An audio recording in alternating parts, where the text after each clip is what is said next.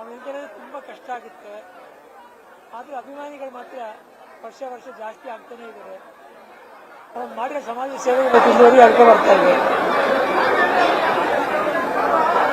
ಅವ್ನು ನಮ್ಮ ಜೊತೆ ಇಲ್ಲ ಅನ್ನೋ ನಮ್ಗೆ ಕಷ್ಟಪಟ್ಟರೆ ಅಭಿಮಾನಿಗಳು ನಮ್ಮ ಜೊತೆ ಇರ್ತಾರೆ, ಅವ್ರಿಗೆ ನಾವು ಚಿರಋಣಿಯಾಗಿರ್ತೀವಿ. ನಮ್ಮ ಮೇಲೆ ಅದೇ ಪ್ರೀತಿ ತೋರಿಸ್ತಾ ಇದ್ದಾರೆ. ತುಂಬ ಜನ ಅವ್ನು ಮಾಡಿದ ಸೇವೆನ ಪಾಲಿಸ್ತಾ ಇದ್ದಾರೆ. ಅವ್ರಿಗೆಲ್ಲ ಒಳ್ಳೇದಾಗಲಿ. ಅಭಿಮಾನಿ ದೇವರುಗಳು, ನಿಮಗೆ ನಾವು ಚಿರಋಣಿಯಾಗಿರ್ತೀವಿ. ಯಾವತ್ತಂದ್ರೆ ಹುಟ್ಟಿದ್ರಿ ಅನ್ನೋಂಥ ಒಂದು ಯೋಚನೆ ಇರುತ್ತೆ ನಿಮ್ಮ ಹತ್ರ. ಯಾವತ್ತಲ್ಲ ಆ ಕನಸುಗಳನ್ನ ಅಂದ್ರೆ ಮುಂದೆ ಹಿಂಗೆ ಮಾಡಬೇಕು ಜರ್ನಿ ಅನ್ನೋದು ಇಷ್ಟು ವರ್ಷ ಅಪ್ಪವರಿದ್ರಲ್ಲಿ ಏನೆಲ್ಲ ಸಾಧನೆ ಮಾಡ್ಬೋದು. ಸಮಾಜ ಸೇವೆ ಮುಂದುವರ್ಸ್ಕೊಂಡು ಹೋಗ್ತಾ ಇದ್ರು. ಇನ್ನೂ ಚೆನ್ನಾಗಿ ದೊಡ್ಡದಾಗಿ ಮಾಡ್ತಾ ಇದ್ರು.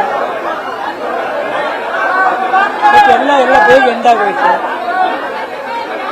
ಸಮಾಜ ಸೇವೆ ಮಾಡ್ಕೊಂಡು ಹೋಗ್ತೀವಿ. ಆದರೆ ಯಾರಿಗೂ ಹೇಳ್ತಿರ್ಲಿಲ್ಲ. ಅವನು ಒಳ್ಳೆ ದಿನ ಯಾರಿಗೂ ಹೇಳ್ತಾ ಇರಲಿಲ್ಲ.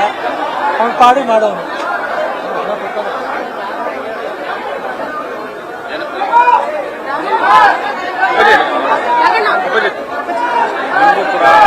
ಎಲ್ಲರೂ ಖುಷಿಯಾಗೋ ವಿಚಾರ ಡೆಫಿನೆಟ್ ಕೊಟ್ಟಿದ್ದು ಸಂವಿಧಾನದಲ್ಲಿ, ರಾಯರ ಸಂವಿಧಾನದಲ್ಲಿ. ನಾನೊಬ್ಬ ಬಾಕಿ ಇದೆ ಕುಟುಂಬದಲ್ಲಿ, ನಮಗೂ ಕೊಟ್ಟಿದ್ದಾರೆ. ಅದು ರಾಯರ ಸಂವಿಧಾನದಲ್ಲಿ ಕೊಟ್ಟಿದ್ದು ಎಲ್ಲರೂ ಖುಷಿ ಕೊಟ್ಟಿದ್ದೀರಾ? ನಾನು ಆಫೀಸರ್ ಮಾಡ್ಬೇಕಾದ್ರೆ ಹುಟ್ಟಿದ್ದು, ನಮ್ಗೆ ಅದೇ ಸಂವಿಧಾನದಲ್ಲಿ ಕೊಟ್ಟಿದ್ದಾರೆ. ಅದು ತುಂಬ ಖುಷಿ ಆಗುತ್ತೆ. ಎಲ್ಲ ಅಭಿಮಾನಿ ದೇವರುಗಳಿಗೆ ಸೇರುತ್ತೆ. Thank you. Thank you.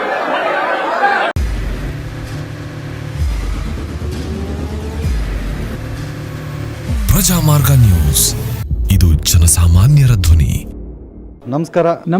ನೀವು ನೋಡ್ತಾ ಇದ್ದೀರಾ ಪ್ರಜಾಮಾರ್ಗ ನ್ಯೂಸ್. ರಾಷ್ಟ್ರದ, ರಾಜ್ಯದ ರಾಜಕೀಯದ ಬಗ್ಗೆ ಹೆಚ್ಚಿನ ಸಿನಿಮಾ ಅಪ್ಡೇಟ್ಗಳಿಗಾಗಿ ಫಸ್ಟ್ ಲೈಕ್ ಮಾಡಿ, ಸಬ್ಸ್ಕ್ರೈಬ್ ಆಗಿ, ಹಾಗೆ ಫಾಲೋ ಕೂಡ ಮಾಡಬೇಕು.